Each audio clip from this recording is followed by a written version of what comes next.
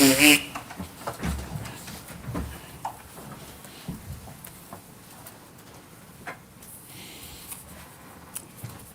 remember before we broke, I was asking you about access to advice and visits and that sort of thing. You had a recollection of a visit on the 25th of September from the GDWG, Gatwick Detainees Welfare Group, somebody called Martin. Yes. Who, where you were made to wait for half an hour. Were you told he didn't come or wasn't coming? Is that what you were told by the guards at Brook House? Correct. But then you found out he'd actually been there and he himself had waited for three-quarters of an hour. And that upset you and you complained about it. Yes. Can we look at a letter which should be on screen, please, or about to be put up on screen? It's DL 0000158. Chair A8 for you. Thank you. And can we see, first of all, do you see you'd written October and struck it through, and then you'd written 27th of September 2017, which is 2 days after the visit was supposed to happen. I'm writing today to complain of the poor service I received from your staff on, and this is a draft, isn't it? Yes, it is. A draft letter on, so the date is blank, but it says 2017. I was visited by a representative of GDWG, Mr. Martin, at Brook House on that day. Mr. Martin waited for me for 45 minutes while your staff, what does that word say? Inform me that he still isn't turned up. After about 45 minutes had been call in visit corridor. What does that say? We call to on the visit corridor when arrive after check. I took a seat in the waiting room.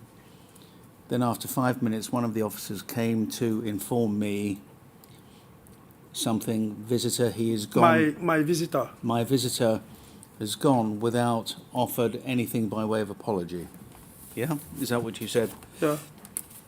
And then, and this is a draft, was it, that you had written for yourself because the complaint was actually going to go into the proper form? Yeah. And you continued on the second page. I'm not annoyed. I'm most annoyed, sorry, that I waited all day for Mr. Martin to show up. My impression of that, and you've left something blank, and I'm now concerned about other visits. So that was a draft, or a copy of the complaint in draft form before you copied it onto the complaint form, I think. Now, I'm asked to ask you this on behalf of G4S, who have asked me, with the chair's agreement, to ask you questions about this. Now, the question is, you say that this was written before you made the formal complaint, and you made the formal complaint on the 27th of September. We saw on the first page at the top it said October, and you crossed it through, yes? And you replaced October with the 27th of September 2017. But if we go to the next page where we were, page 2, and I'm going to ask the evidence handler to rotate the page completely. If we look right at the bottom, do you see on the right-hand corner, it appears that the document on which you wrote the draft was in fact printed on the 3rd of October 2017. So the question is, do you think you are mistaken when you say that you drafted this document on or before the 27th of September? That draft, it's the second draft I make it. Right. The first one, it was a blank paper, but it was small. Yeah. It was very tight. You cannot read properly. Yeah. And when I get out of the detention, my first solicitor from Brook House was Pooja. Was what? NM, my first solicitor, before the second Frankie, Yeah. it was Puja. It was Puja. It's the one who make my witness statement on the 12th October. Yeah. So when I went to in Arod, that's the Denkanois earthquake office. Sorry, when you went to whose office? My previous solicitor, Puja. Yeah. So when I show you the letter, she was so tiny, she cannot see it. So I said, let me Rewrite it. So I was with my bag. Yeah. I got some lot of document there from detention. Yeah. Meeting. Yeah. So I grabbed this paper, I rewrite it, So you made a copy from a copy. a copy for a copy. For that, you can see there's date. So this is your second draft, Right, the second and draft. that explains why October is found in Exactly. 2 places on the document. Exactly. Let's then please look at the PSU investigation report and go back to that. HOM 002748, please. B24 chair at page 40.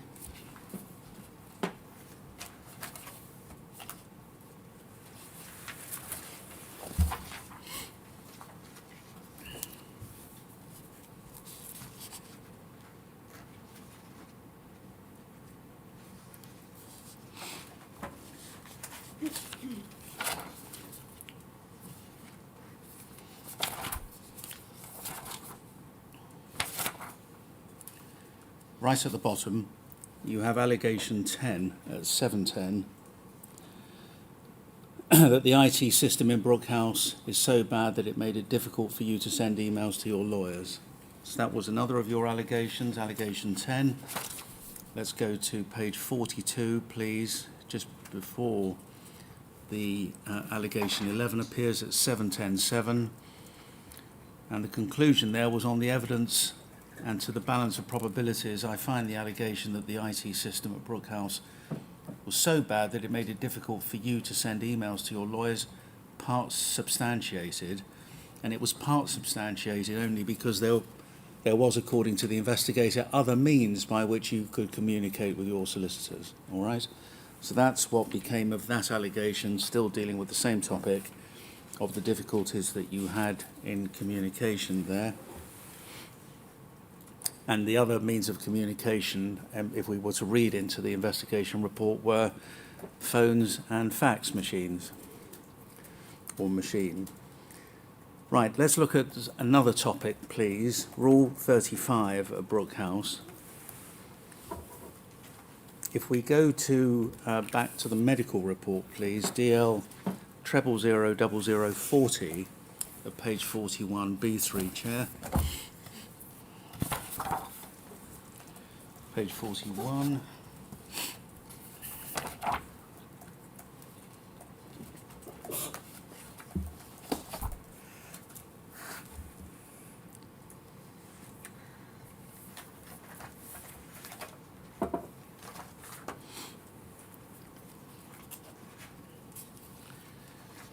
You'll see about halfway down the date, the 17th of July.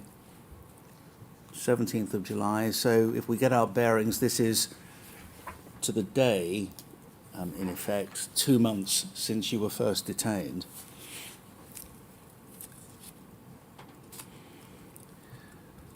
And on the 17th, you see Carol Reed, staff nurse, seen by nurse, diagnosis, requests a Rule 35, says he was tortured back in West Africa. I've booked a GP appointment for the 24th of July.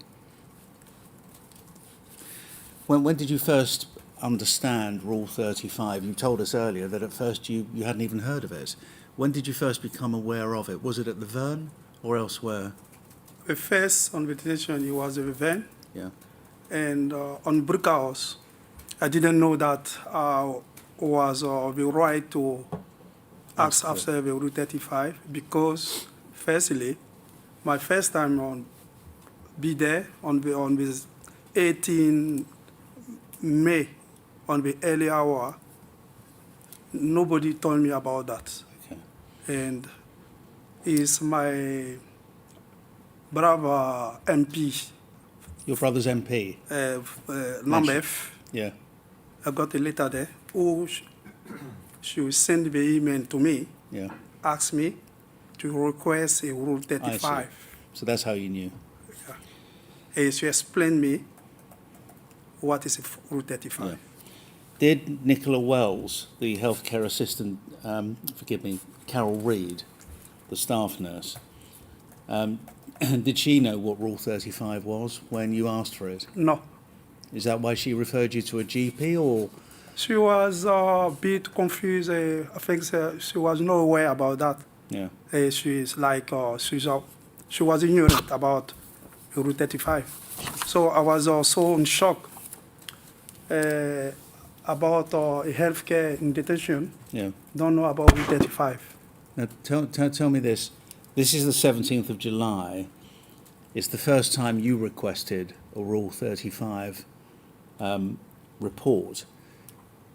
The question, why didn't you ask sooner, is presumably answered because you didn't know about it. No. Yeah. Now, we have here on the same page, the 24th of July at 13:48, where you see Dr. Chowdhury. Can you see that? Yeah. On page 41 of the same document, which we have open.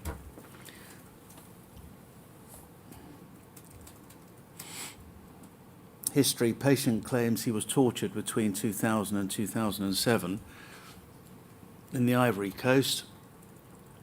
He mentions in the year 2000, after the presidential election, he went to protest, as he claims they were rigged. He mentions he walked to the presidential palace. He mentions he arrived on the bridge facing military soldiers who tried to shoot at him and others. He mentions he ran back and was caught. He was beaten. He mentions bleeding on his mouth.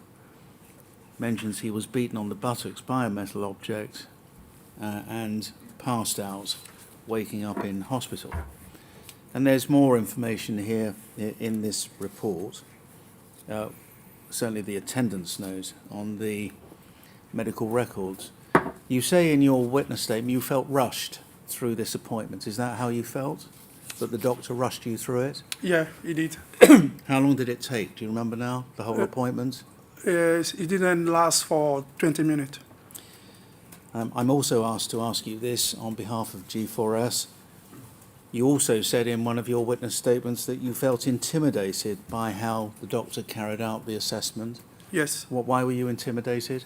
He said, speak quick, because I don't have enough time. People waiting outside. So that was part of feeling rushed.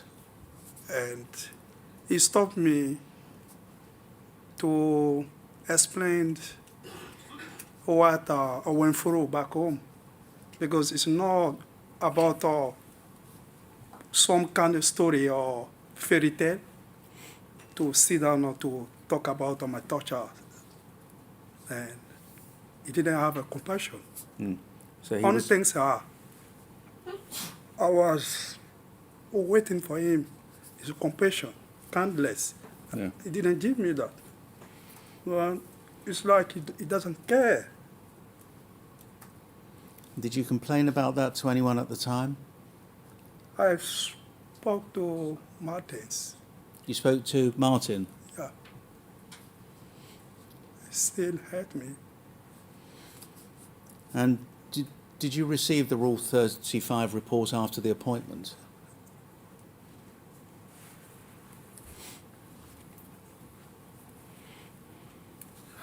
Yeah, I did. About half an hour, I think you remember.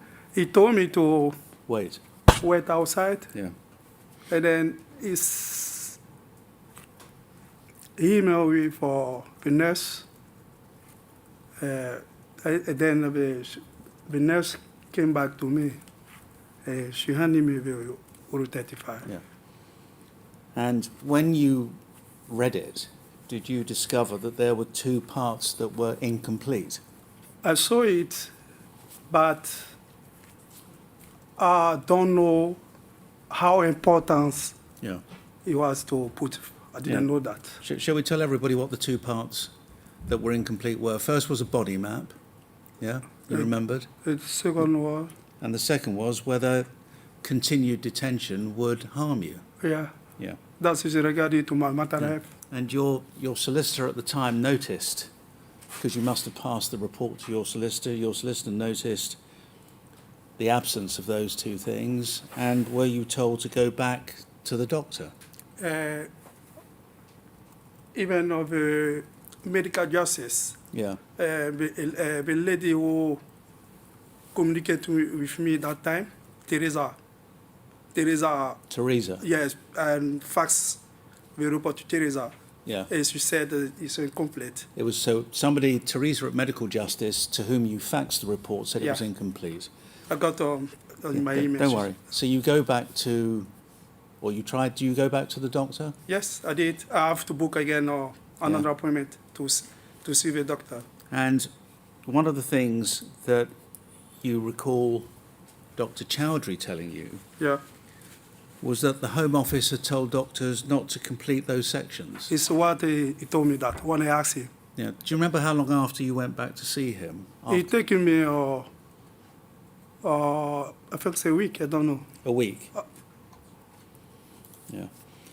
Now, we have the Rule 35 report, and I see your reaction to hearing parts of it. Can I put it up on screen? But I'm not going to read it unless Yes, please. you want me to put it up on screen. Yeah, right. Don't read it for But please. don't read it. Yes, please. All right.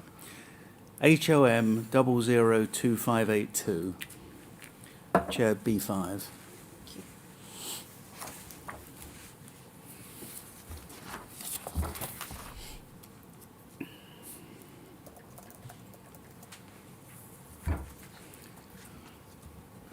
And all I'm going to point out is this is the report. It's a Rule 35.3 report. We don't have to expand it really. And all I want to do is to go to one part. Chair, this can, of course, be published in full. I'm not going to ask the witness to look at it, but page 2 sets out what was said to Dr. Chowdhury, in other words, his account. And on page 4, under section 5, physical signs of torture, if I can put it that way, and on section 6 on page 5, said Dr. Chowdhury, his scars may be due to his account. And it's signed and dated, if we look at page 6, 24th of July, by Dr. Chowdhury. Let's take that down. All right? Was that quick enough? We went through it quickly. That's fine. Yeah, okay. So that was the report. And then the very next day, there was a letter from the Home Office, HOM 002578, B6.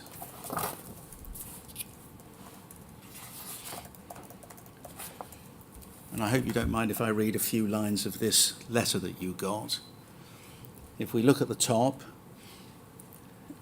it's to you, Brook House, via solicitors. Those were your solicitors at the time, Gromiko Emedu. Was that where Pooja came from? No. Somebody else? Yeah. This is someone else, all right. Brook House, and the letter's from somebody with the name D. Evans at Croydon. It's dated, we can see, the 25th of July. So it's the very next day after the Rule 35 report was produced to you. Dear, and your name is obviously given, I'm writing to you to acknowledge receipt of a report dated the 24th of July, provided by the medical practitioner at Brook House, notifying us of a special illness or condition. Information contained within the report has been carefully considered, and the decision to detain you has been reviewed. And then it sets out what you told the doctor. Let's go to the second page, please. At the top, no body map has been provided with this report, although the medical practitioner has noted the following, and its physical signs are there set out. The medical practitioner has stated that your scars may be due to your account of assaults. And then, before the next heading, please, those two lines, consequently, your detention has been reviewed and the report considered when determining your suitability under the adult at risk policy. And then a number of immigration factors are set out. Page 3, please. Balancing risk factors against immigration control factors. Although it's accepted that you are an adult at risk, it should be noted that the medical practitioner has not indicated that a period of detention is likely to cause you harm. And the author of the letter then goes through the basis of your place in this country and the basis of your stay in this country, and says at the bottom, when balancing your indicators of vulnerability against the negative immigration factors above and the prospect of your removal is considered, that the negative factors outweigh the risk in your particular circumstances. And so for the reasons set out above, the author concludes right at the bottom, it's considered that your detention remains lawful and appropriate in the particular circumstances of your case, and in the absence of any other information to show detention to be inappropriate, you will remain detained.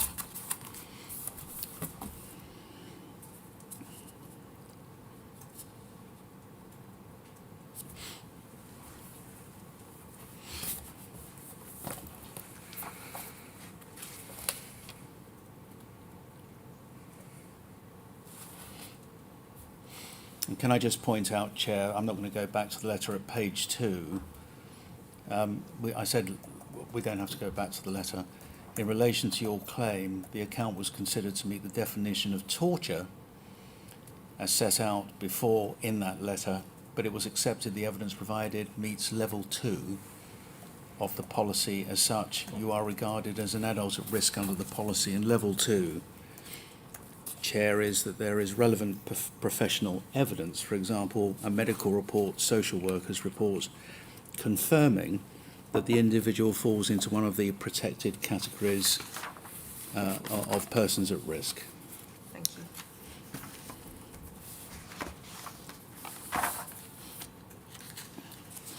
Now, I'm not going to take you through it because of the time involved, but you understand that Dr. Chowdhury was also interviewed as part of the PSU investigation, and you've probably seen his interview, is that right? Do you remember seeing it?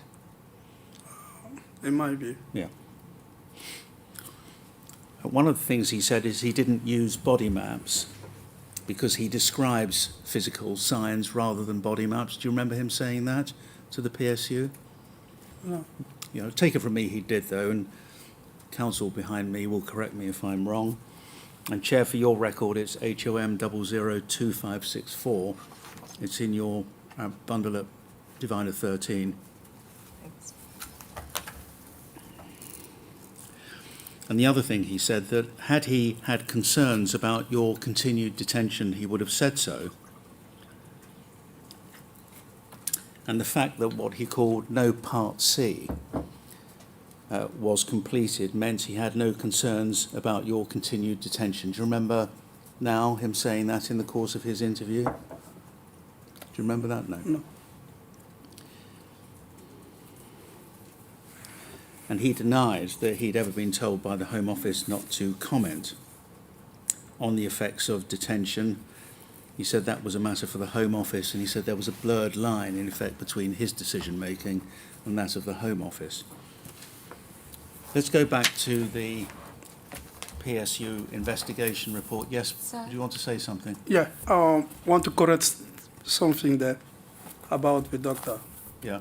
When I went back to see, to ask him to correct or to put the body map and the Yeah. psychological effect, Yeah.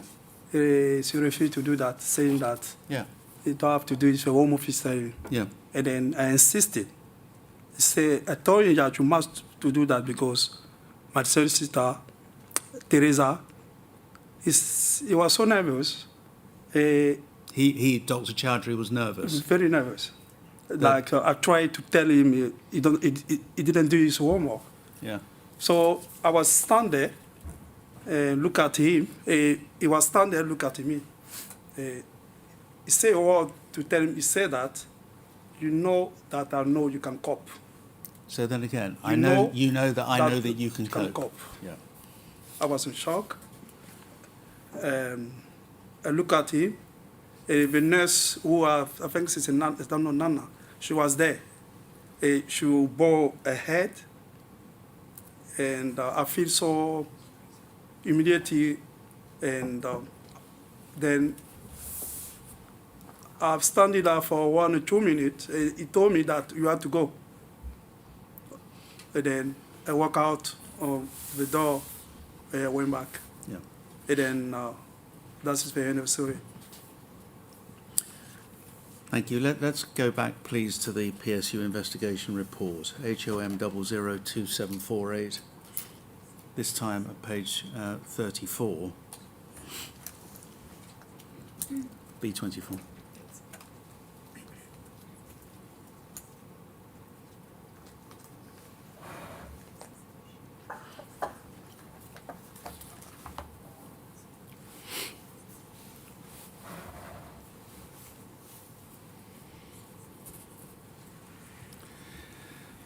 And we see at 7.5, here's the allegation you made, which the PSU investigated.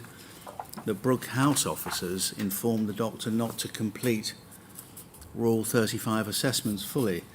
Now, the first thing is, did you tell the doctor it was Brook House officers who told the doctor not to do it, or it was the Home Office? I did.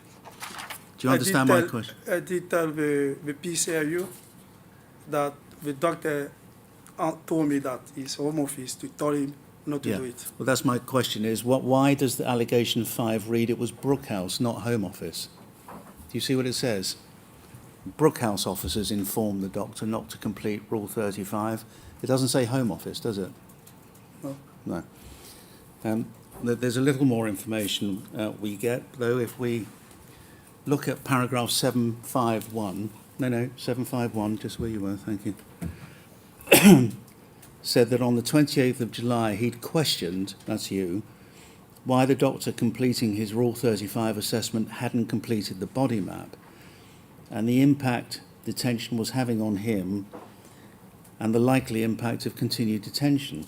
He said initially that the doctor had told him that the Home Office had told him not to complete these sections, but when pushed, that the Home Office knew doctors had not completed body maps for over 12 months, and he, the doctor, didn't want to do the assessment on the effects of continued detention.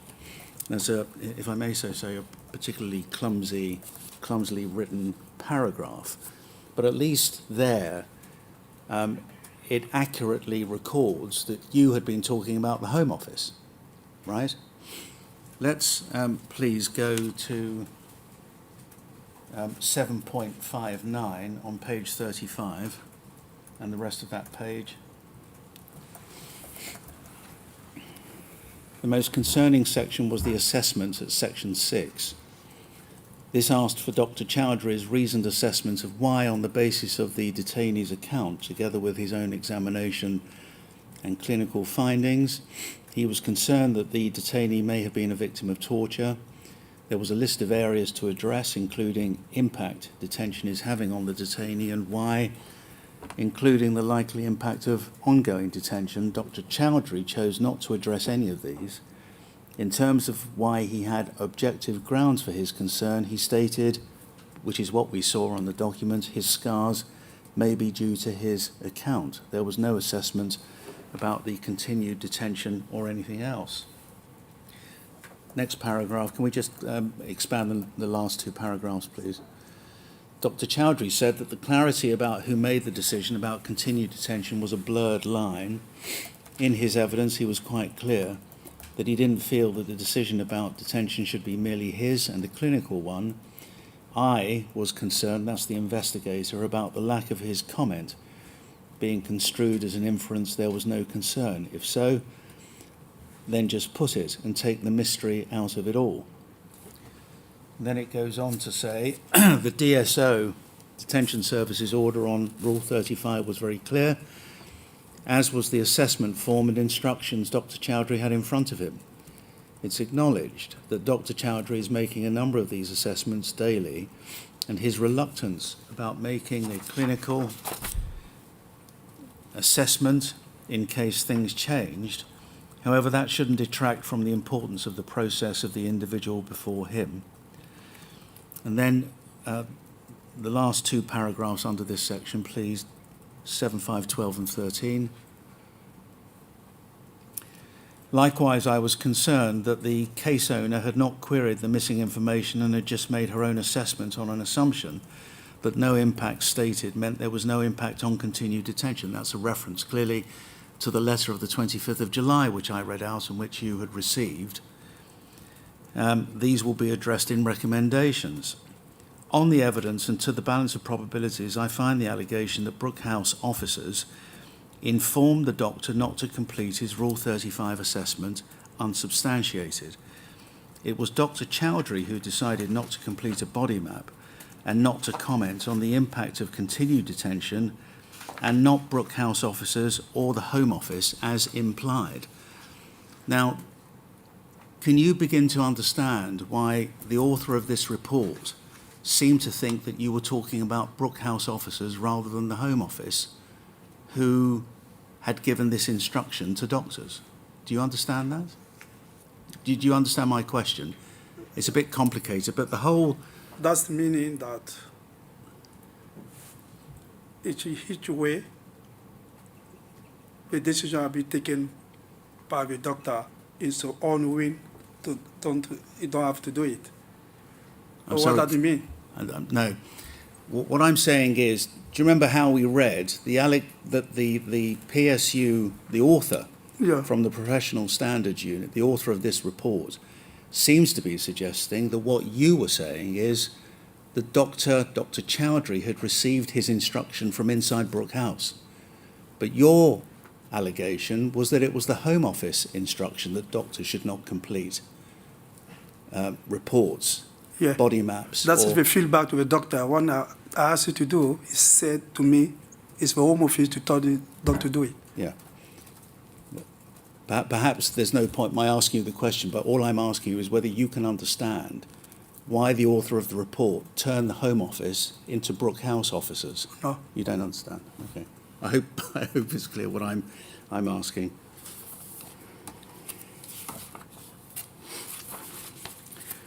Right. More medical report entries, please.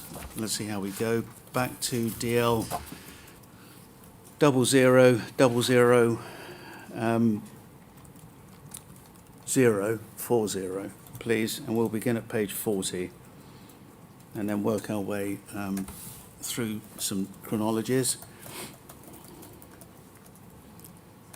Chair, it's divided 3, section B for you. Thank you. And we start with the 28th of July.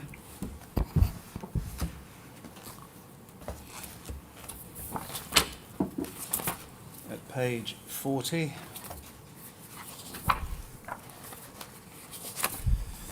Halfway down, we find an entry, 28th of July 2017,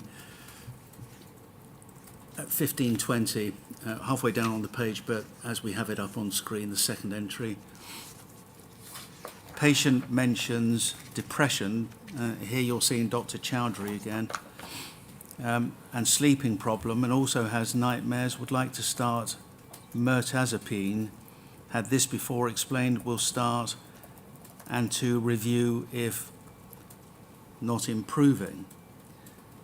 Now, the 28th of July, you go to see Dr. Chowdhury. Was this the occasion you went back and told him about the Rule 35 report as well, or was that another occasion? I don't remember. Can't remember. You understand what I'm saying? Yeah. Remember you went back to see him because what medical justice told you to do, and you said, Dr. Chowdhury, this report is incomplete. And what I'm asking you is whether it was this occasion or another occasion. I'm not sure 100%. You're not It sure? might be. Might be this one.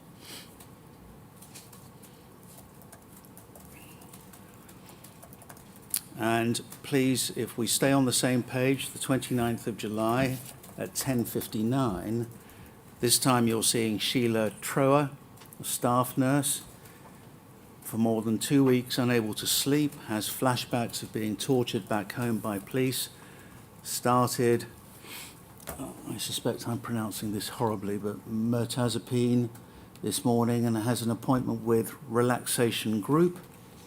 Informed to keep appointments. Plan would like to see doctor appointment booked to see mental health nurse. Informed medication needs time to work. So that's the 29th of July. And then if we go, please, to page 39 for the 6th of August. At 16:22, so it's the entry at the bottom, please.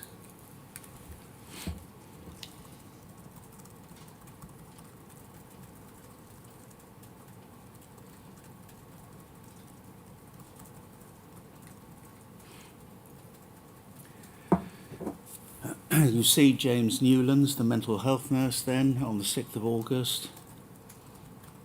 You give him some background about you and your family. Informs me that his problems of feeling stressed and anxious has started again now that he's been held here in detention. Brings back memories of when he was arrested and held in prison. We looked at this, I think, a little before. Causing him to have flashbacks which disturb his sleep at night. Mental health assessment states he's never been treated by any mental health team in the past.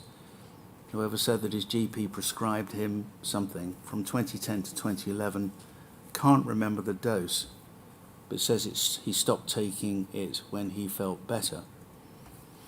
So there's information there about your mental health. And then please, on page 37, 14th of August, right at the bottom, 12:01. This is an entry we saw before, you'll remember, about the emotional health group and how stress was affecting you and so on. Let's move on then, please, to page 36 for an entry on the 21st of August at 12:06. You see the occupational therapist engaged with the group today said that he experienced flashbacks during the day, that his nighttime medication helped him to sleep. But when he woke up in the cell, he experienced flashbacks related to when he was imprisoned and tortured. He copes with this by leaving the cell during the day and spending time in the central areas, took part in the breathing exercise. And then on the same day at 13, not the same day, I was going to ask you about suicidal thoughts, and I'd like, please, to look at page 37 again. It's the 12th of August, I think, at 13:12, and you see Karen Churcher, a mental health nurse, so we've gone slightly back in time. This is about thoughts of suicide. At the bottom of that entry states he sometimes has fleeting thoughts of ending his life, but doesn't have any plan and thoughts past, angry with the way Home Office treat him. So did you have these thoughts from time to time? Did you have these thoughts from time to time? You did. And then on the 6th of September, please, at page 35, right at the bottom, you're seen by Dr. Chowdhury again. Patient reviewed, mentions mirtazapine helping, but would like us to increase the dose. Done this to review progress. Patient mentions has been helped by the medication, but recently plateaued. That medication, what did it do for you, that medication? It's try to balance my mental health. My mental health, my depression. Your mental health, your depression, yeah. On the 6th of September, you got removal directions, did you? Oh, yeah. So had your depression worsened when you got the removal directions? More than worse. More than worse.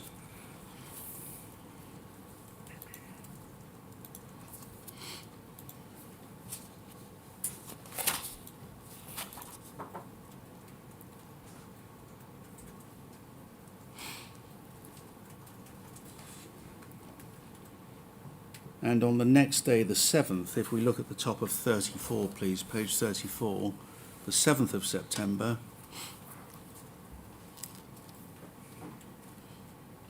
do you see a healthcare assistant by the name of Nana Dankwa Akowua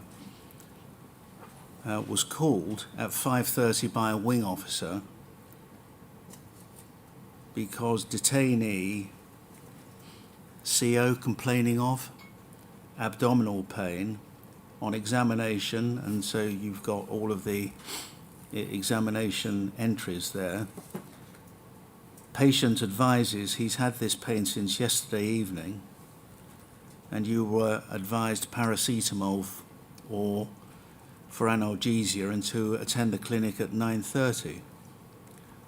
There's another entry at 5:51, which continued from the entry earlier at 5:37. And then at 11:47, you see another staff nurse.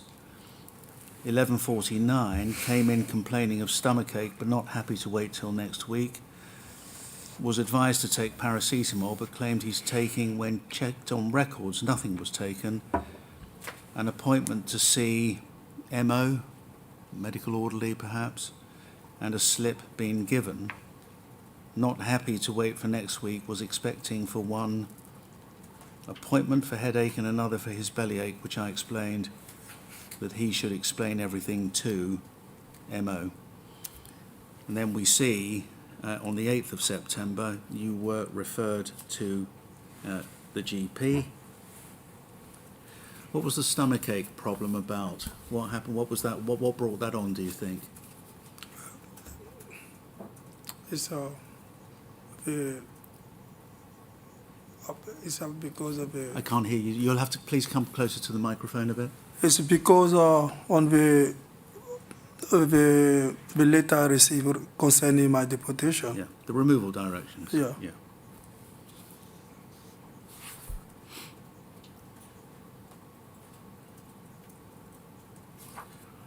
Now, the 7th of September, let me ask you something about that, please.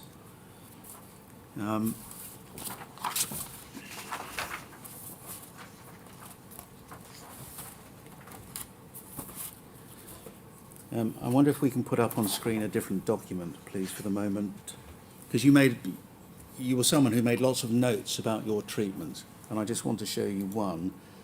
DL000156 at page 2, please.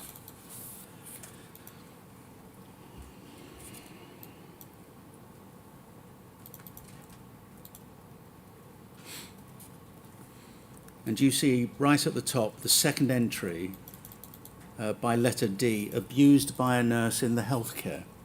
Do you remember that? Yeah. And did that relate, at least in part, to the 7th of September? Was there a problem you had with a nurse on the 7th of September? We've just looked Yeah. at a couple of entries where you attended healthcare. Yeah. What was the problem on the 7th? With the same nurse, I've got two incidents. So there was, let me just pause there. There was an incident in July Yeah. sometime, and now this is the 7th of September. What was the problem with the same nurse? The first incident, I get in on the healthcare, and as soon as I get in, she coming out from her office, Yeah.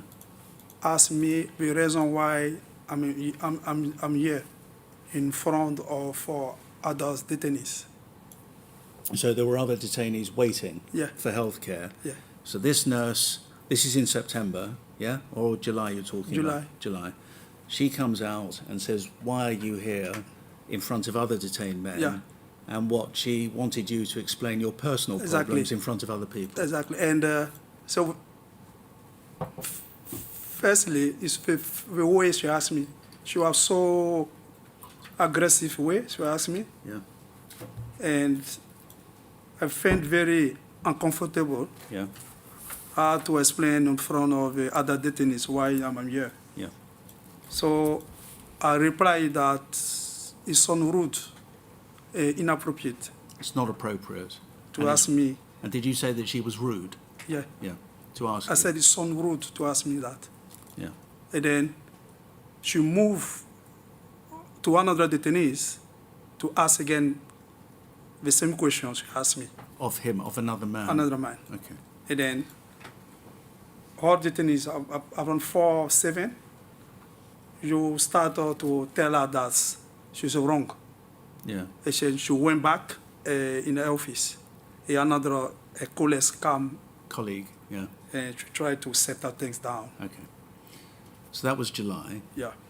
Now, if we go back to the medical records, please, DL 0000040, page 34.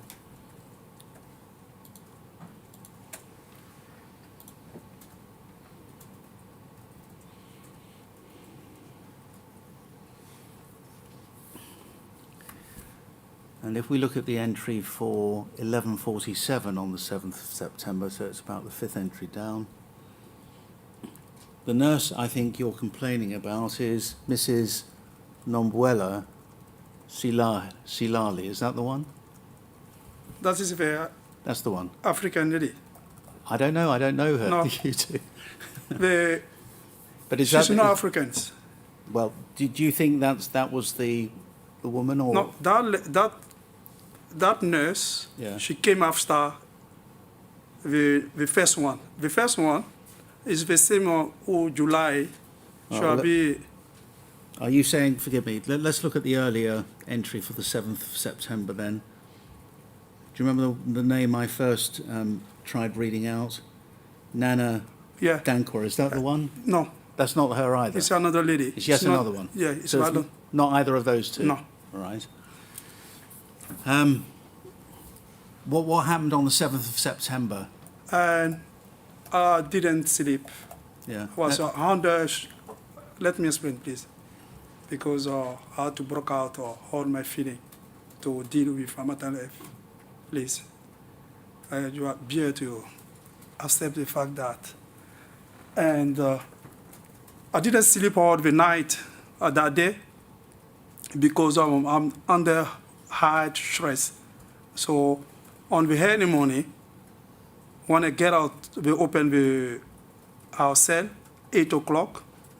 I went straight away out to get the fresh air to deal, and then I came back. 9 o'clock, I went straight away to the healthcare.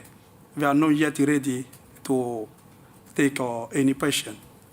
So I went back to my room, tried to be calm, distressed. I went back again at 10:30, before 11 o'clock. And then when I arrived there, the door was closed. We got some detainees inside the healthcare. So I banged the door. The same the nurse who have a problem with me, she came and she said, the healthcare is full, we don't have any appointment. So I said, it's no time, and no need. She said, she cannot let me in.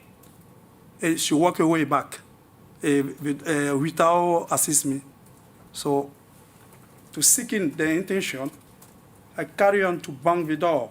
And then that second lady, she came, she opened the door. She didn't let me in. She stand in front of the door and she talking to me. What do you want? So I explained the problem I have the day before. Because we knew about that, I have an early morning call, 5 o'clock. She said, okay, you cannot give your paracetamol. So take the paracetamol. And I was standing on the door, not knowing why they don't let me in, because I'm still on time. And then, nothing to do, I went back to see the security there to have the paracetamol. And surprisingly, when I see that, it's like I came late, and for that, they didn't receive me. Someone didn't sleep all the night. How can I come late on that importance of appointment? Well, thank you. Let's look then at what happened with the investigation report. Back to HOM 002748, please, at page 36.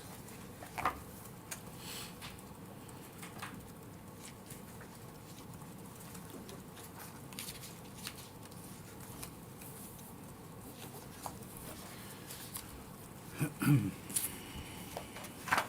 if we look at allegation 6, and if we can expand that part of the page from below, please, all the way below, all the way below. Thank you.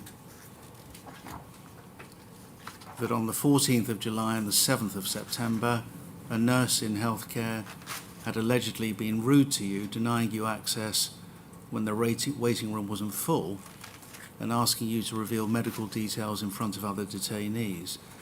And the reason I asked you about that particular nurse, Sil Harley, is if we read the next paragraph, whilst the member of healthcare staff described by you has not been identified, significant checks have been made with a nurse who was present on the 7th of September, Nurse Silali.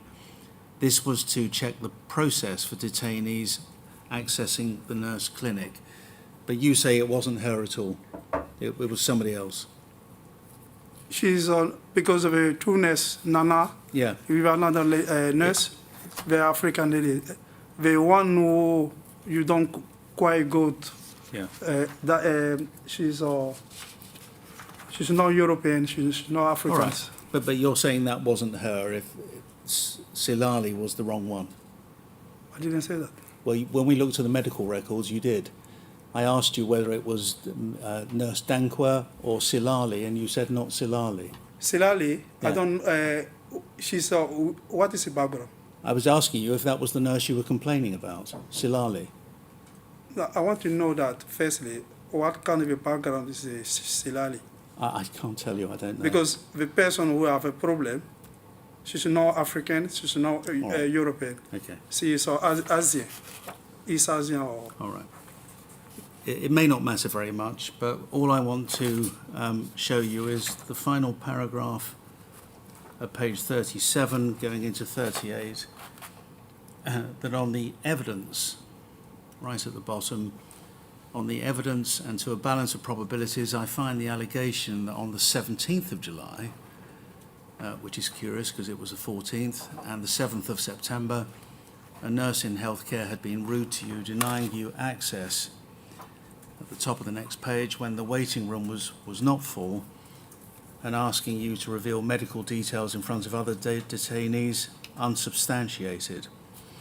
So that was the outcome of that, and we have the rest of the report to see on what basis the investigator came to that conclusion.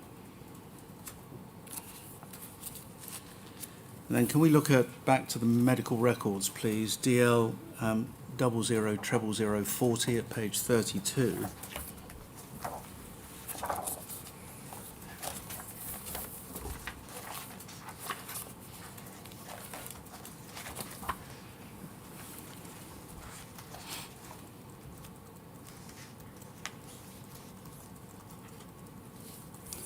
And it's something we looked at a little earlier, but just to remind us, picking up the chronology, right at the top, the second entry.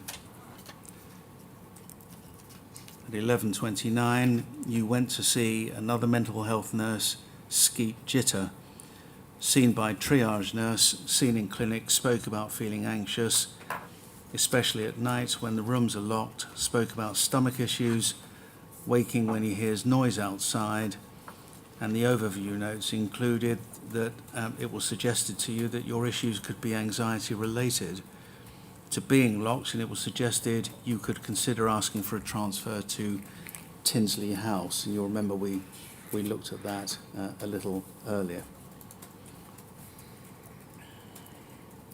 Now let me ask you about a number of other issues, please. Your treatment by staff at Brook House. You made a complaint about your treatment on the 28th and 29th of June. To remind ourselves, this is when you had left the Verne and returned to Brook House, is that right? Yeah? And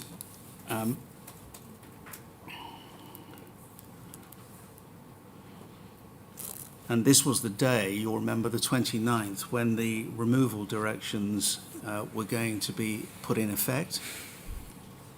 And you remember you were taken to Gatwick, and you arrived there at 12 o'clock midday, but you managed to call your solicitor at about 3 o'clock in the afternoon to say you shouldn't be removed. Do you remember that? Yeah.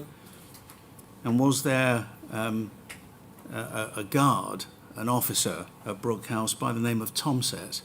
Do you remember him? Yeah. And did you have a complaint about Mr. Tomset? What was your complaint about him? Do you remember what your complaint was? On that day, On that day, let me see if we can remind you by going back to the PSU report then.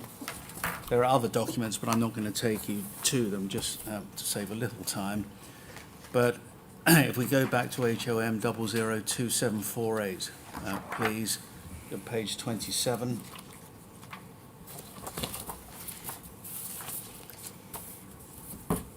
This was your allegation number 1.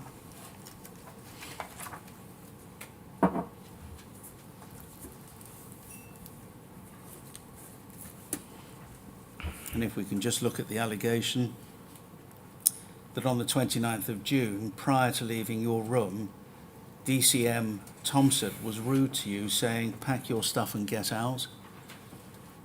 You were later mocked by G4S officers when you returned to Brook House following the failed removal. Was that the complaint? Yeah. And if we look on the next page, page 28, again, on the evidence, the investigator did not find you were mocked when you returned following the failed removal. And that allegation was unsubstantiated.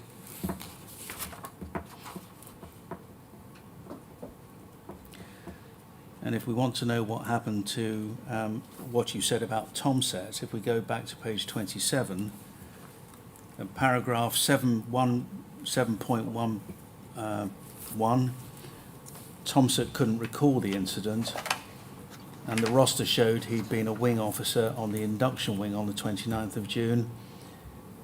He said that you would have remained on B wing in readiness for your removal, so at least it was accepted that both of you were on B wing at the time.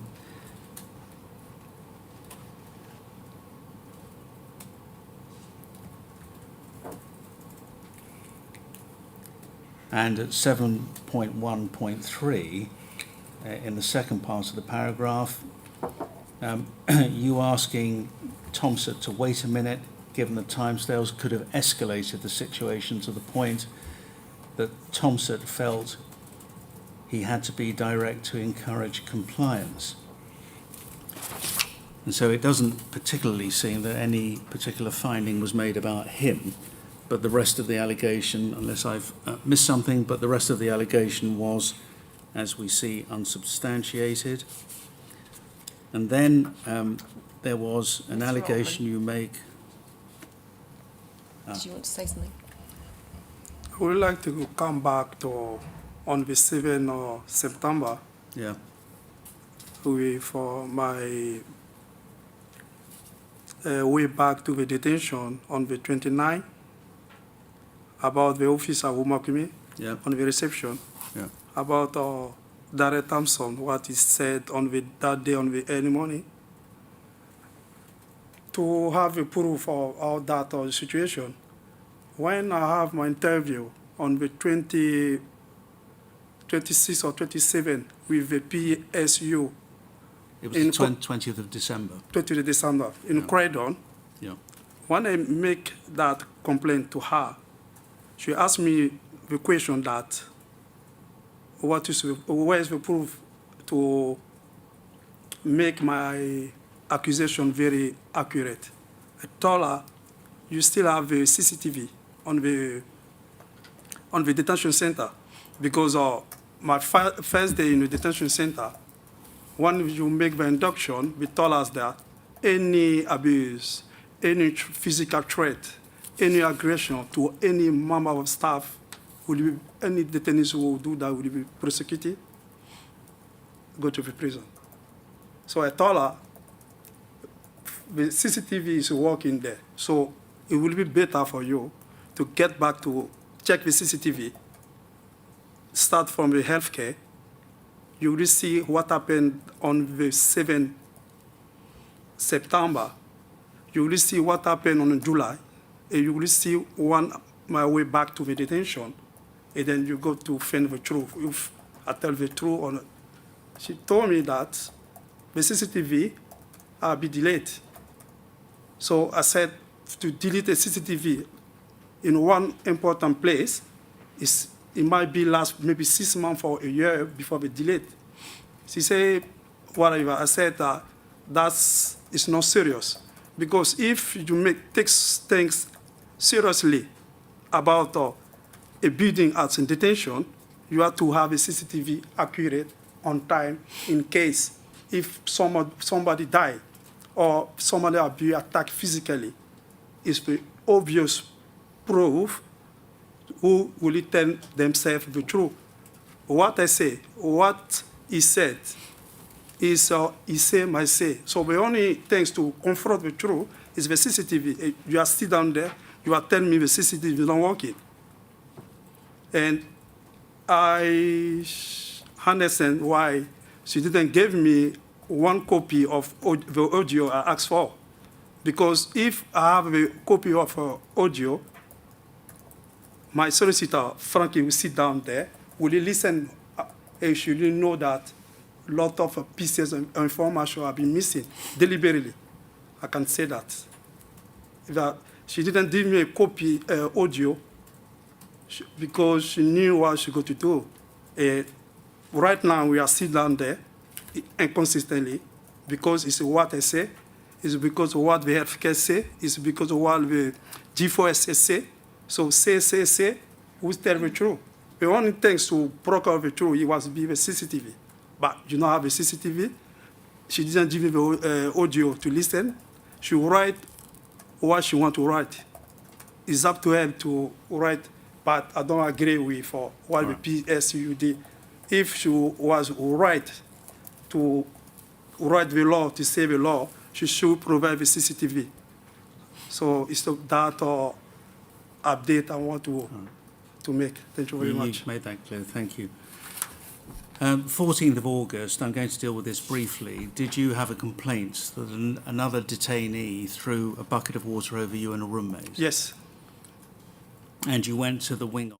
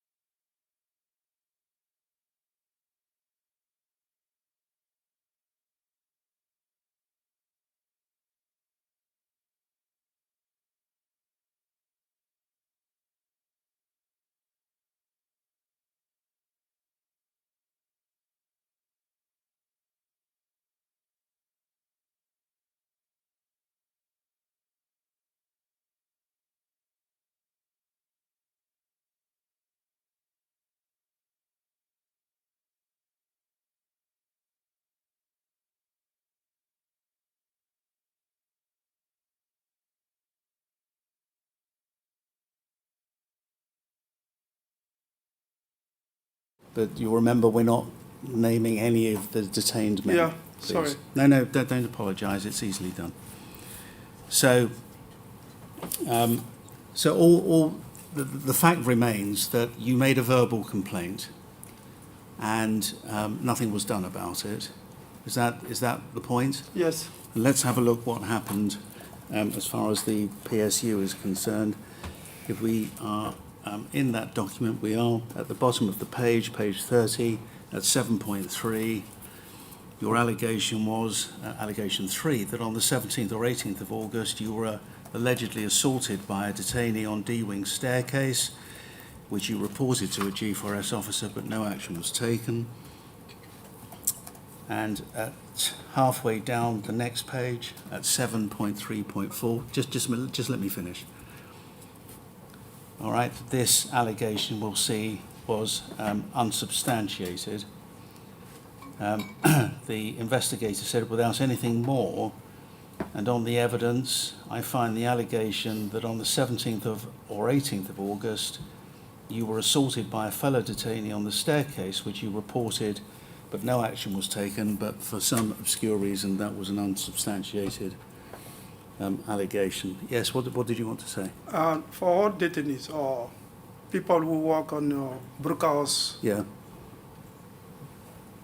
between the stair, we got the CCTV. I saw here that we are not CCTV. If you can come back, you will say, I saw no CCTV. well, she says that at the bottom of page 30. There was no CCTV. We are is what you're CCTV saying. on the stair. Yeah, understand.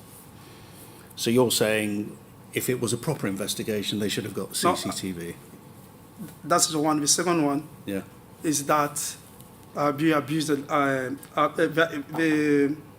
event be happen. I mean that be bullying down the stair by the Albania By an Albanian? prisoner coming from a prison. Yeah. There have been 4 of them. So that's event happening. I'm sorry, I don't understand. I mean that on that day, Yeah. the situation that the PCAU said is not unsubstantiated. Unsubstantiated, yeah. Doesn't mean that it's not accurate or it's not true. Well, If I get it. well, that's a question that we will have to consider, but it simply says the allegation is unsubstantiated. It doesn't necessarily say it's not true. Your allegation was, I was bullied and G4S took no action. That's the allegation, that G4S took no action, not whether you were bullied, I The suspect. father there, Yeah, she said we don't have CCTV on the stair. yeah, I confirm we got the CCTV on the stair. yeah. So why I don't get it, why she said we don't have CCTV on the stair, Yeah, rather than say we got the CCTV on the stair. yeah. I can't answer that, and but you've Okay. made your point. That's fair enough. No, you've made your point. And then there's an incident. Chair, I see the time. Perhaps we can just deal with one more, and If then you're okay. there will be a time for a break. Sir, can you, okay to do with one more question before we take a Yes, break? I'm fine, yeah. Okay. And the 18th of August,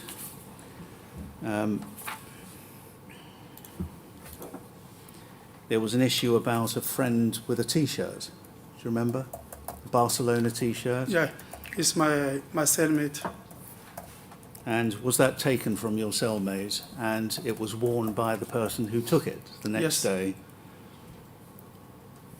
And was there a fight between a guard and a friend, and either the T-shirt was pulled or the guard grabbed the person by the neck? Do you remember? I remember, let me recall what happened exactly. Yeah. The guard, on the first step, he didn't be involved. It was the thief and my cellmate. Yeah. They argued. The thief and the cellmate were arguing. They Yeah. argued. And then the thief went aggressive. He assaulted, The thief. yeah, Yeah. he assaulted my cellmate. So in the self-defense, my cellmate tried to defend himself. And then the security guard Yeah. jump. Your cellmate? Yeah. And not the thief? Yeah. Right.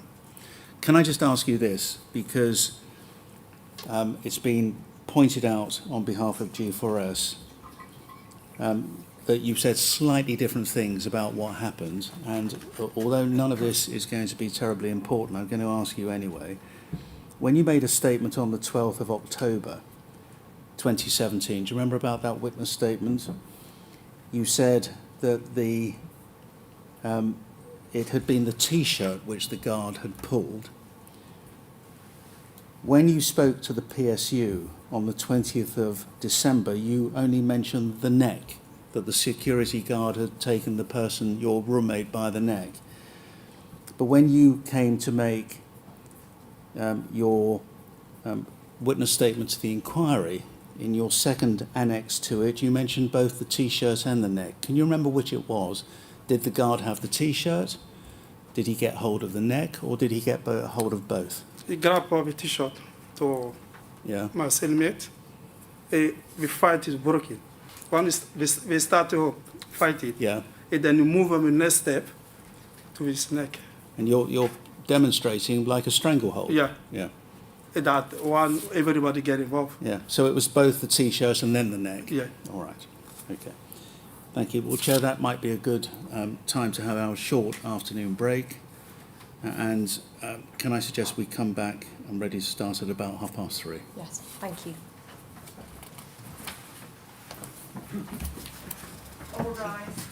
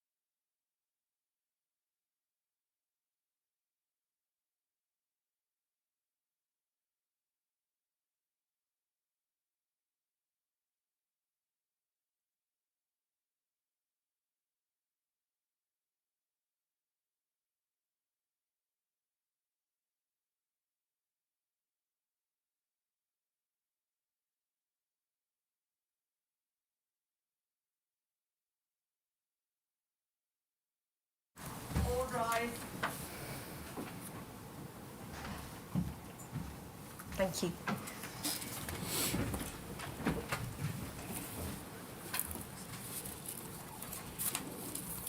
Right, let me ask you, please, about the 24th of August. Yeah? On that occasion, you were to receive a visit from your brother. Do you remember? Yes. And do you remember Darren Thompson? This is what you allege, told you to come here aggressively, and he searched you aggressively, and you felt abused and humiliated by him. You Yes. remember that? And when you challenged him, he said, "Shut up, I'm just doing my job." Yes. And it was witnessed by another detained man. Yes. And did a woman officer say she would speak to her manager? Yes. Did she? I don't know. You don't know. And you made a note of this. If we look very briefly at a document we looked at earlier, DL 0000156.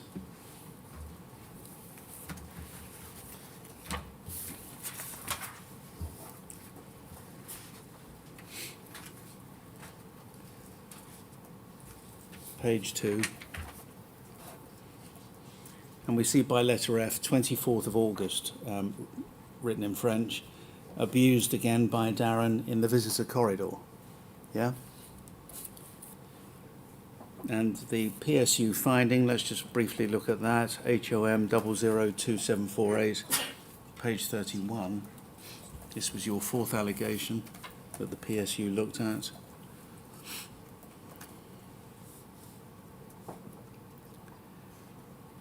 Page 31.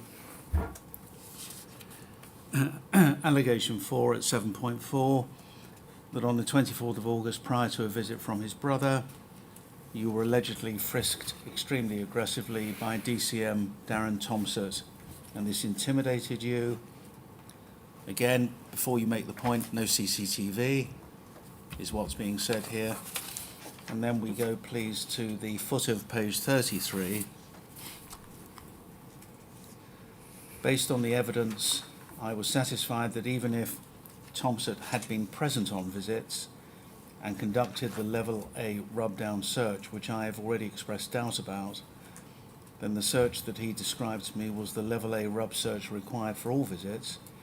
It was not as described by you. I've also taken into account your intense dislike of being asked to submit to a search, as I witnessed this firsthand when I interviewed him at Luna House. Whilst it's acknowledged that the search process could be found distressing, top of the next page, to persons unused to this, such as you, it's necessary for the safe and secure running of the centre, not least given the opportunity for drugs and other items being passed during visits. The allegation that on the 20th of August, note it was the 24th, was you were frisked extremely aggressively by Darren Thompson is unsubstantiated. So that was the outcome of that particular allegation.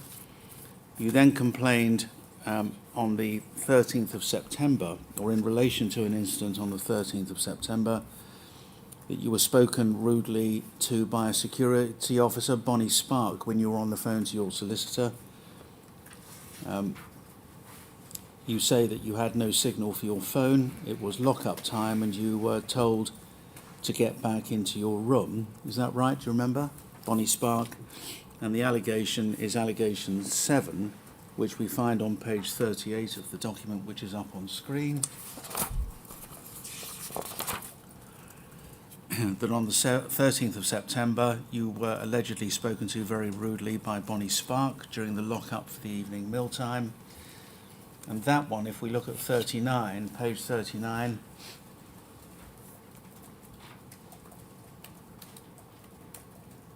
was substantiated. She should have handled the situation more professionally and used the tools available to her. So that was one allegation that was substantiated, and the reasoning is given in the intervening paragraphs, and that can all be read when the document is published.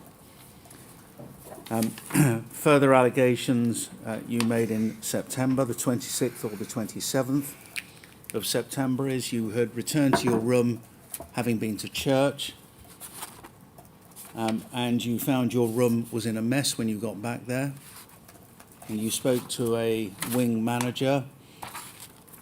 Security told you that they saw who did it, and you say you returned to security 3 times that day. You complained verbally about it, but you received no reassurance and there was no sanction for the behaviour. You were worried about legal papers going missing, and I think you reported some items had been taken from your room as well. Is that correct? Correct. And again, if we're in the PSU investigation report, can we go to page 40, please, for allegation 9. Let me just finish and then you can ask your question. At 7.9, here was the allegation that on the 26th or 27th, items were stolen from your room in your absence. When you spoke to the wing manager, you were told an investigation would take place. Nothing happened, and you felt angry that the behaviour had been sanctioned, and you received no reassurance that that would not happen again, and this allegation was substantiated. So that's another of the 4 that were substantiated. What did you want to say? I would like to come back to about Darren Thompson. Yeah. About what happened that day. Which day? Where you When your abused brother me. visited? Yeah. Go on then, tell us. We still have CCTV on the corridor. Yeah. And that's not true. Say that we have no CCTV. We have CCTV. And if G4S staff, someone they can confirm that. We do have CCTV. And then I will come back on the 20 December with the SPU, the lady where I make the, we done the interview. She saw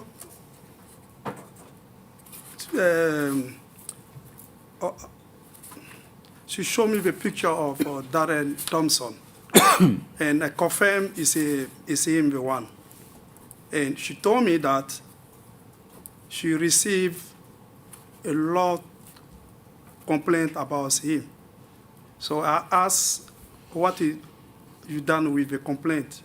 She told me, she replied that he had been sacked because it's wrongdoing to detainees. And I thought about, if you have been sacked, it's only by being sacked. She said, yes. I said, but he broke the law.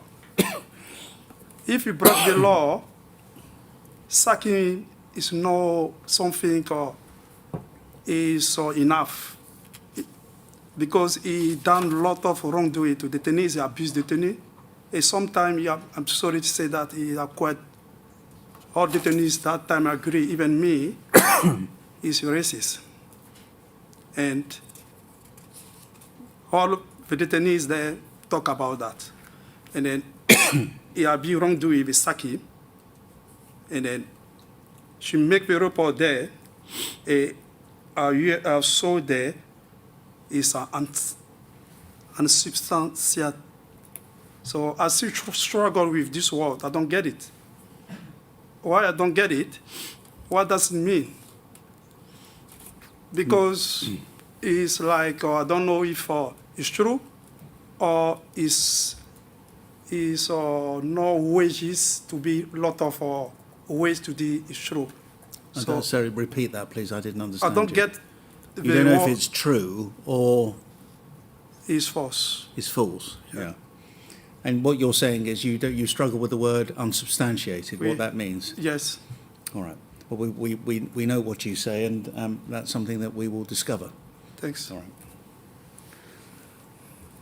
There was a further allegation you made in relation to a use of force on the 27th of September, not on you, but on a friend of yours from Nigeria who was on removal directions.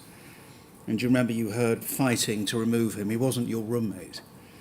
And as far as you know, he was beaten and he was removed from his room naked. Is that correct?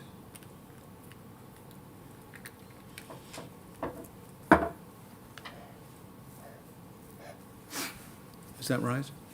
Yeah. Okay, well, I'm not going to ask you any more about that then. You just dealt with racism. Were you saying that Darren Thompson was racist? Yeah, it is.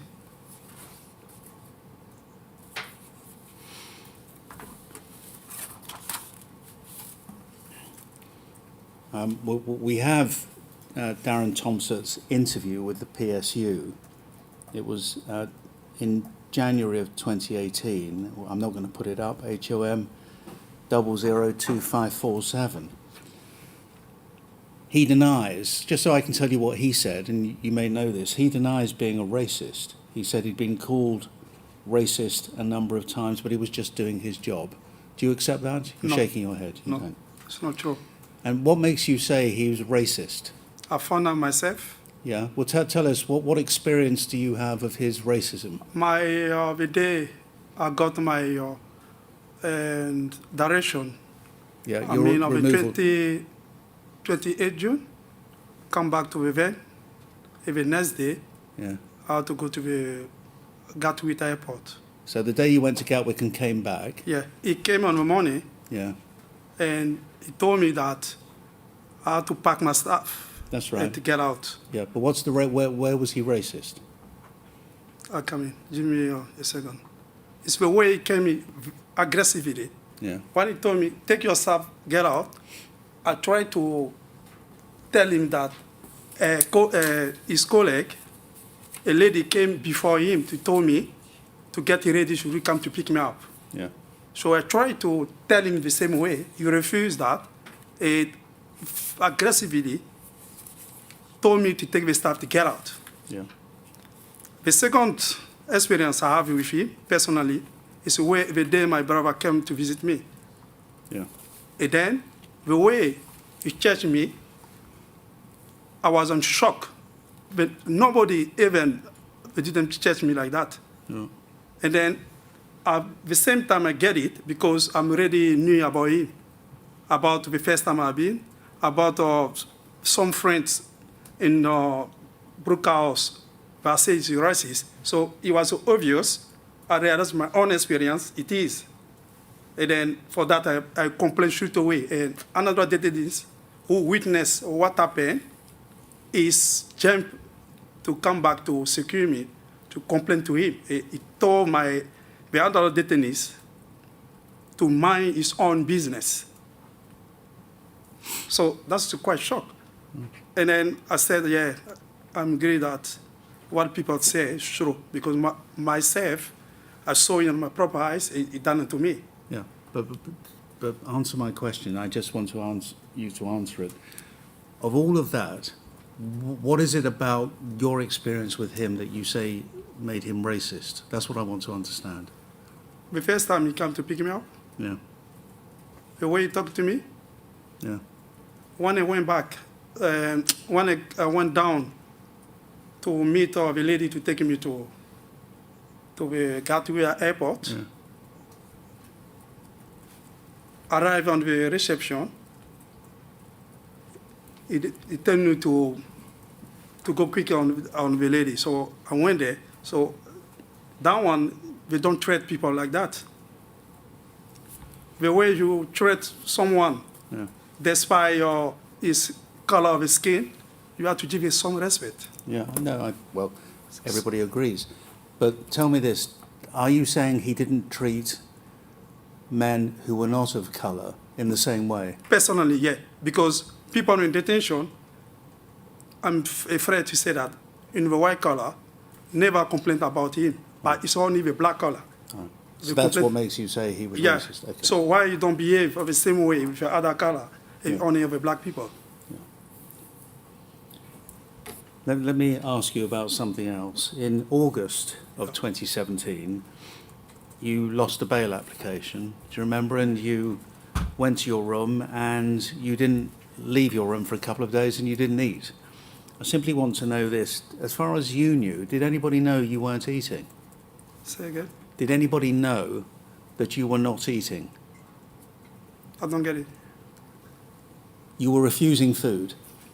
You weren't eating Yeah. in August because you'd lost your bail application. Did anybody check to see whether you were eating? No. And presumably the only time they knew if you were eating is when they did a roll count. Yes.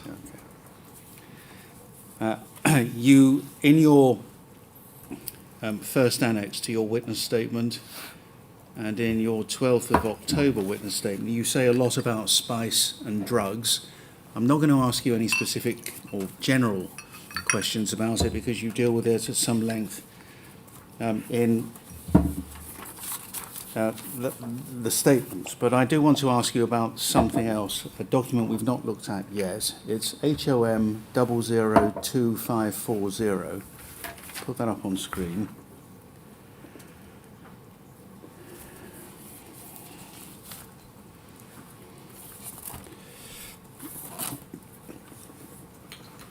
And I'm just going to remind you what you said in your witness statement in October 2017, paragraph 21.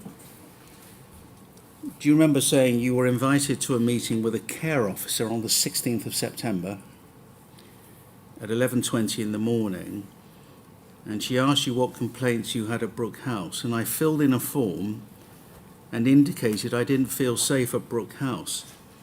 Since filling in this form and explaining my complaints to them, I've not heard back from Brook House management at all. Nothing has been done about the complaints I made. It makes me feel very neglected that they have not done anything about what I said.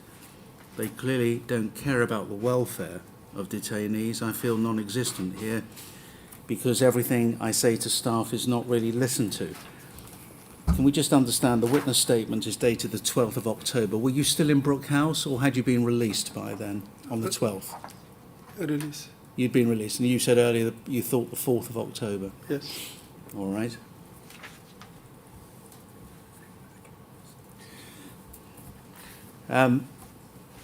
Let's just have a look at the document. Let's expand the top half, please. Now, whose handwriting is on this form, yours or somebody else's? Some other day. If you go down there, Yeah. abuse, that's my handwriting. The last word, down the paper. Abusing, that's me. Yeah. Yeah, that one. Abusing. Right. That's yours? Yeah. Right. The Well, other's form Yeah. is the security guard who wrote down. It was what? It's not me who wrote down.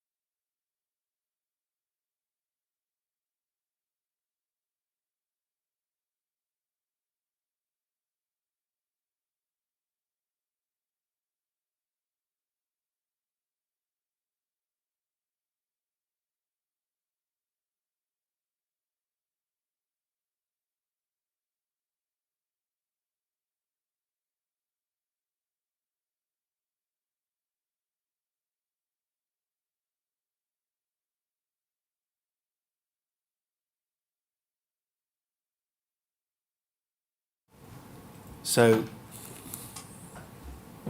without naming yourself, tell us what happened. So she making fun of me, She made fun of you. yeah, Yeah. because she really crossed me, and then I feel upset. I lost my temper, and then finally, one is a colleague who working regularly basic on the D week told us that So, pause there. Say that again. You rushed that. Say it again. one of The colleagues. his colleague who knew me, Yeah. he working on the regular basis on the D week. I had to remind her that I'm part of the D week. Yeah. And then he told me to walk in, and then I walk in. So we saw that second lady who So somebody else allowed you to go on to D-Wing? Yeah, All right. correct. Even though your card was somewhere else? Yeah. Right.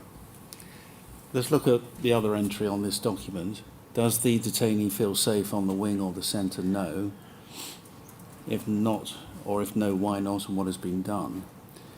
People fighting and lots of spice around. Some staff no respect for detainees. Any other issues? Friend threatened in gym by other detainees and, or something, who perhaps abused him. Now, the allegation that you made, you see at the bottom, or these allegations, it's dated the 16th of October.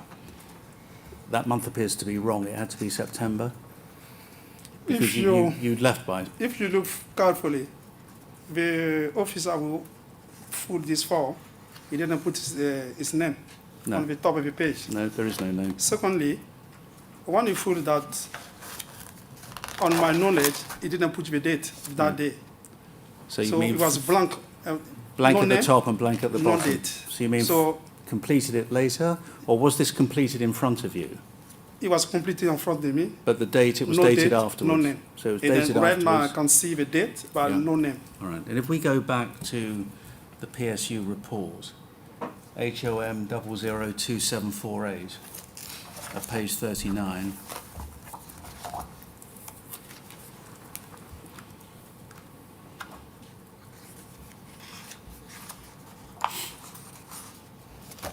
You'll see allegation 8 there, that on the 16th of September, you attended a meeting with the care officer and a form was filled in about your complaints. You indicated you didn't feel safe in Brook House but had received no feedback, so you felt neglected, and that G4S officers didn't care. And if we go to the next page, at paragraph 7.8.6, on the evidence I find that the allegation that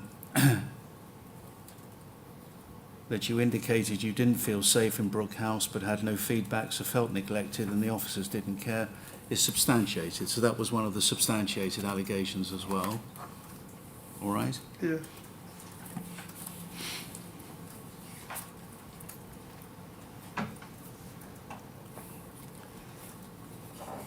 You deal with other matters about protests at Brook House in the annex, the first annex to your witness statement. I'm not going to ask you about that, but then again, it's there for anyone to read when the document is published in full.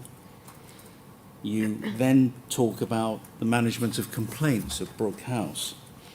And it's clear that you complained to the PSU. It's clear that you were interviewed at length by them on the 20th of December 2017, and they investigated those complaints. Just to reiterate, you made 11 allegations. 6 of them were unsubstantiated. They were allegations 1, 3, 4, 5, 6, and 11. 4 were substantiated, 2, 7, 8, and 9, and 1 was partly substantiated, and that was number 10. Let me ask you, please, to look at the letter you received. The PSU Investigation Report, let me ask you this. Did you just receive a letter that summarised the effect of the report? No, Did you never receive a letter either? no. I just want to show you something, please. HOM 002747, Chair, it's right at the front of section B, behind flag 1. Let's put that up.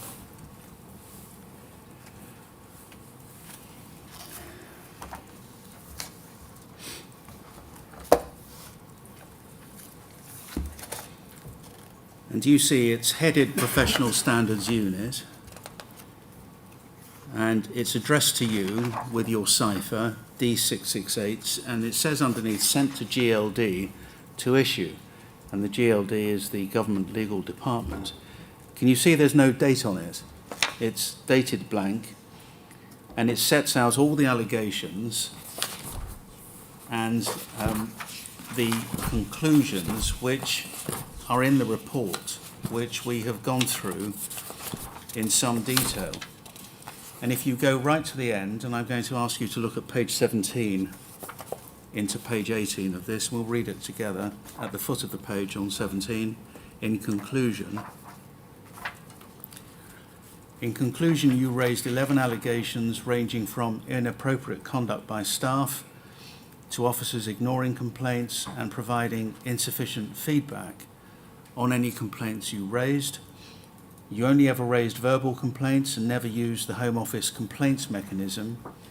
You said that you had only ever submitted one complaint to the G4S complaint box in the library in August 2017. This was next to the Home Office complaints box. The form you had completed had been in the library.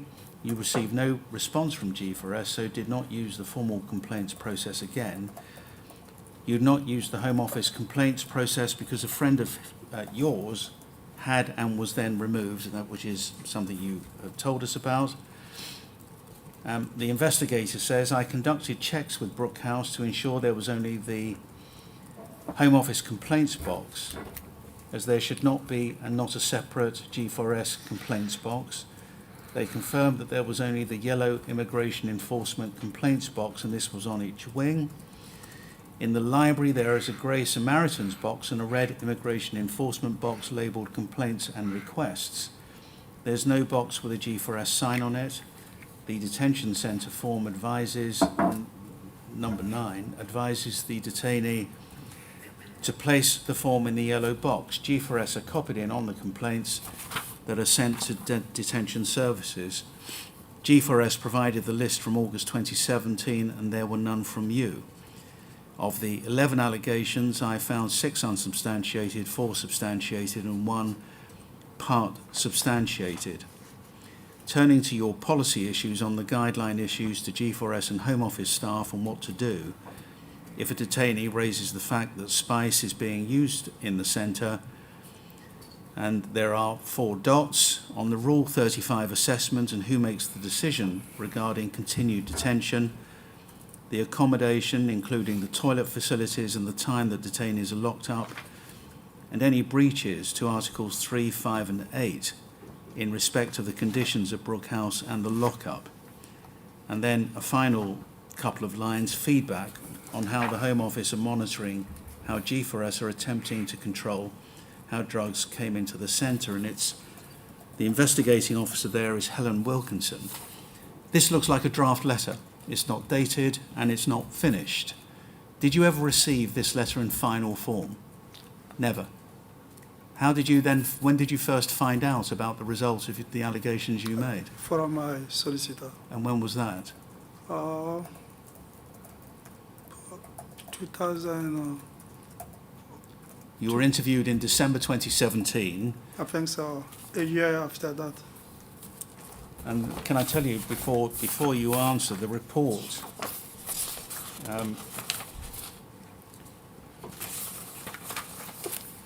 the report is dated the 21st of February 2018. So in 2018, did you learn about the outcome of this investigation? Sometime after February 2018, it must be. It was late after that, I think. Late? After February. Sorry, say that again, please. Late after February. We hear about that. Late February? Yeah. Late after February. Okay. Thank you. if you didn't receive the letter, how did your solicitors find out about the outcome of the investigation? Did they ask the Professional Standards Unit for the outcome? Do you know? I don't know. You don't know. I don't know.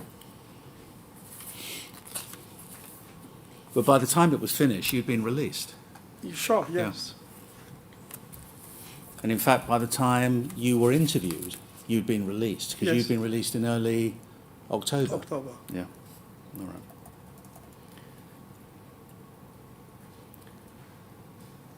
Well, thank you very much. Those are all the questions I'm going to ask you.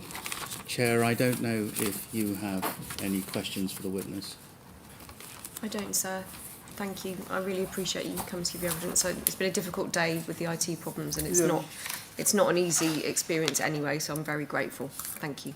You're welcome. Thank you very much for coming. Thank you. Chair, we've lost a lot of time today, and as you know, we have programmed to hear Mr. Syred this afternoon. It's not this witness's fault at all, it's the technical problems we've suffered today. We've lost a good couple of hours, I'd have thought, all told. And I just wonder if it would be an inconvenience to anyone, not least yourself, if we were to sit a little early at 9:30 tomorrow to try and win back some of the time we've lost today. I think that makes a lot of sense. Do we have any objections from anybody? Well, unless anybody violently objects behind me, I don't hear or see anyone doing so, then shall we say 9:30, and we'll clearly split the morning up, Yeah. Okay. Many thanks. Thank you. subject See to you tomorrow. gremlins. Yes, Thank you. indeed. Thank you. Thank you, sir. All rise.